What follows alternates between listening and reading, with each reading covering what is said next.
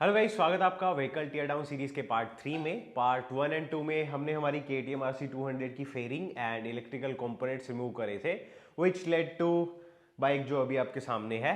तो अभी पार्ट 3 में हम बची हुई जो बाइक है उसको पूरा डिसमेंटल करने वाले हैं। इस पर्टिकुलर पार्ट में जो इंजन है वो डायरेक्ट हम बाइक से रिमूव करके अलग कर देंगे एंड बाकी जो मोटरसाइकिल है उसको डिसमेंटल करेंगे। So without wasting much time, let's get started. तो स्टार्ट करते हैं सबसे पहले जो अपना इंजन है उसी को ड्रॉप करने से। तो उसके लिए सबसे पहले इसकी कुछ एसेसरीज हैं उनको रिमूव करना पड़ेगा एंड जो बेंड पाइप है उसको निकालना पड़ेगा एंड उसके बाद में अपना जो इंजन है वो डायरेक्टली नीचे की साइड हम निकाल पाएंगे।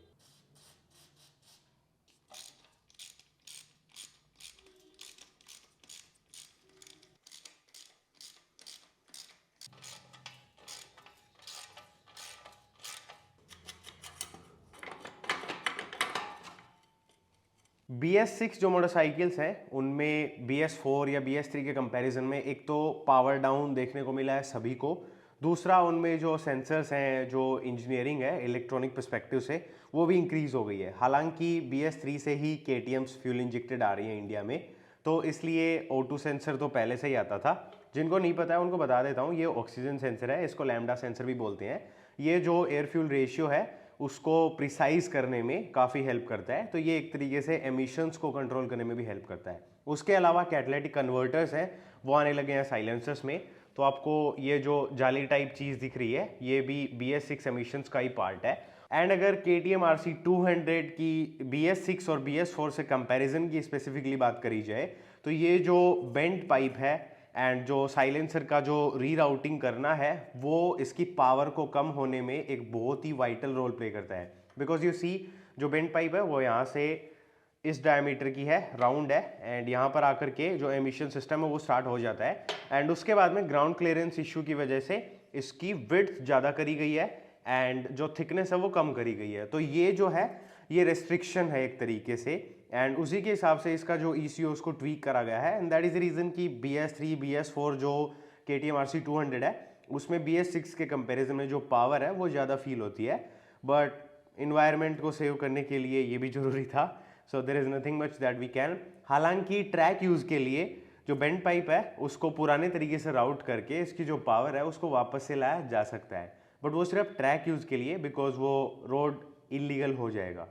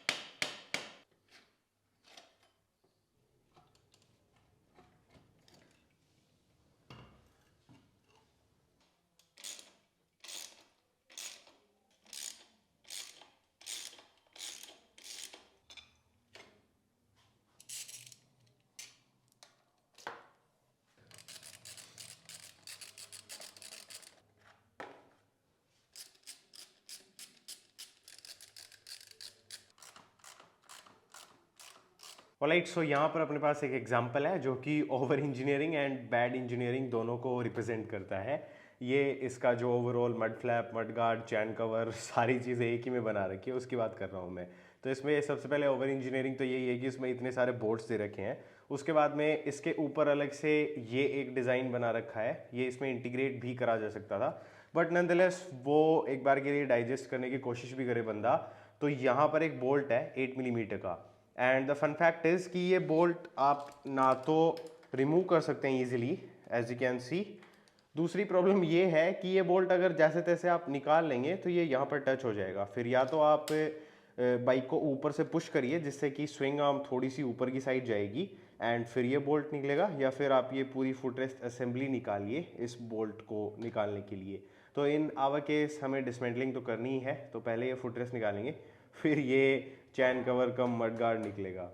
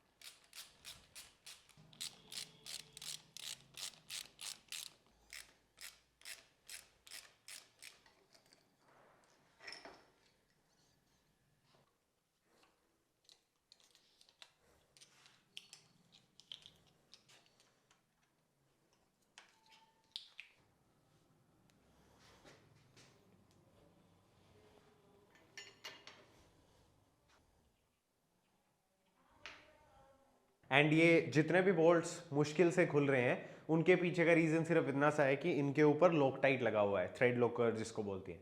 तो बेसिकली होता क्या है, नॉर्मल अपने जो बोल्ट्स होते हैं उनको आप थोड़ा सा लूज करने के बाद में इजीली रिमूव कर सकते हैं, लेकिन लॉकटाइट लगाया जाता है वाइब्रेशंस को रोकने के लिए। तो एक ब्लू कलर का या फिर रेड कलर का या फिर व्हाइट कलर का एक लिक्विड होता है, उसकी स्ट्रेंथ के हिसाब से उसके जो कलर्स हैं वो डिसाइड होते हैं। तो वो लगा करके जब आप बोल्ट टाइट कर देते हैं तो कुछ टाइम बाद में वो सूख करके ड्राई आउट हो जाता है एंड वो थ्रेड्स पर चिपक जाता है। तो जितने भी इंपॉर्टेंट बोल्ट्स होते हैं जिनका डर रहता है कि ये काफ़ी क्रूशियल बोल्ट है, अगर ये खुल गया तो कुछ कैटास्ट्रोफिक हो सकता है, और जहां पर ज़्यादा वाइब्रेशन प्रोन एरियाज रहते हैं वहां पर लॉकटाइट एप्लीकेशन है वो जरूरी हो जाती है। And that is the reason कि वो सूखा हुआ जो लिक्विड है वो जब आप उसको अनस्क्रू करते हैं तब थोड़ी प्रॉब्लम क्रिएट करता है। So it's nothing to be worried about, but वही है कि जब वापस लगाएंगे तब इन थ्रेड्स को अच्छे से क्लीन करके लगाएंगे, अदरवाइज क्रॉस थ्रेडिंग या फिर जो थ्रेड्स हैं उनके डैमेज होने के चांसेस बहुत हाई रहते हैं।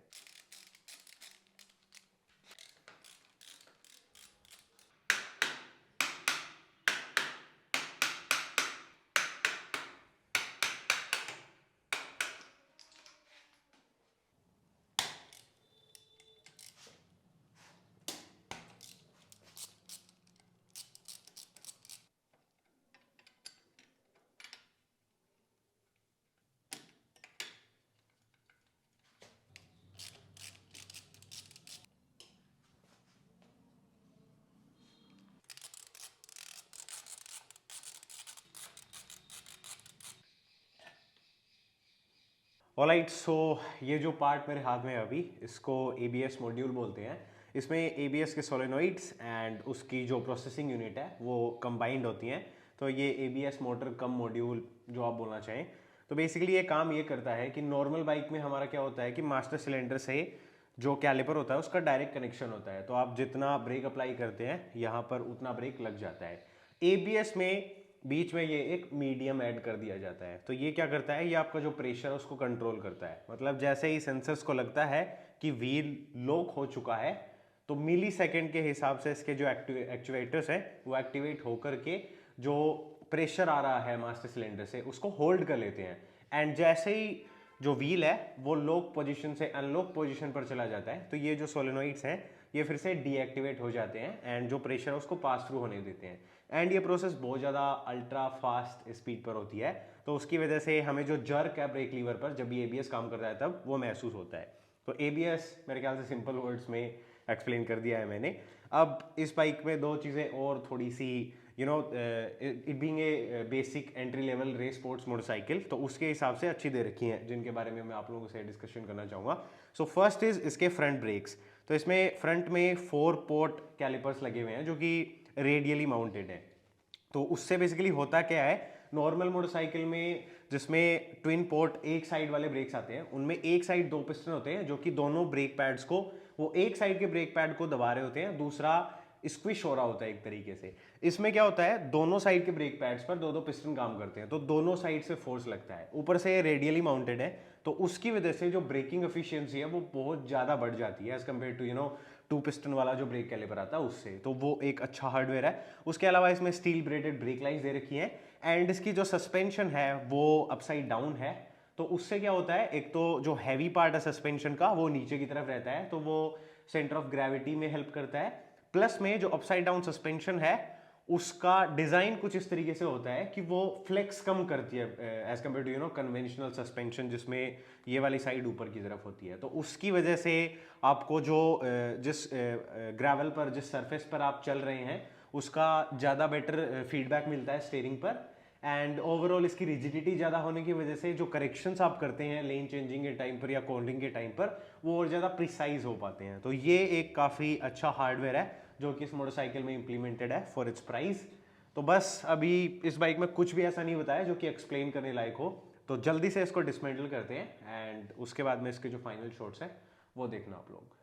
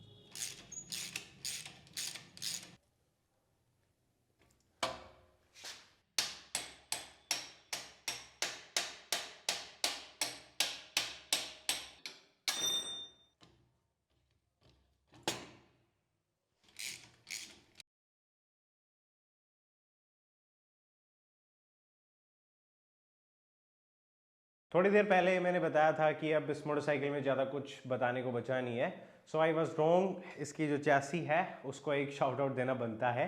तो इसकी जो ये आपको क्रिस क्रॉस ये जो ट्यूब्स जाती हुई दिख रही हैं, ये सब इसकी जो स्ट्रेंथ है उसको इंक्रीज करने के लिए हैं।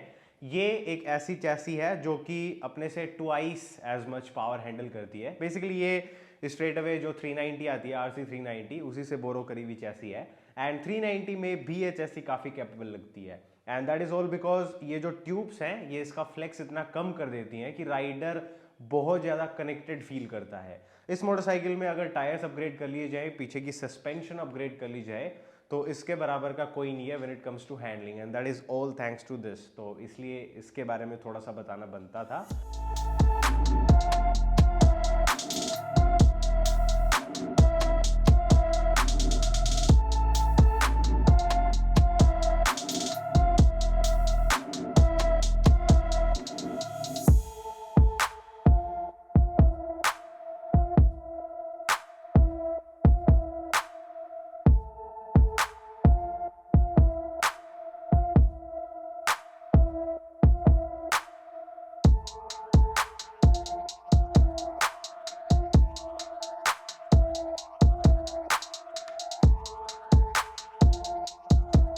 Alright guys, so that's about the dismantling part.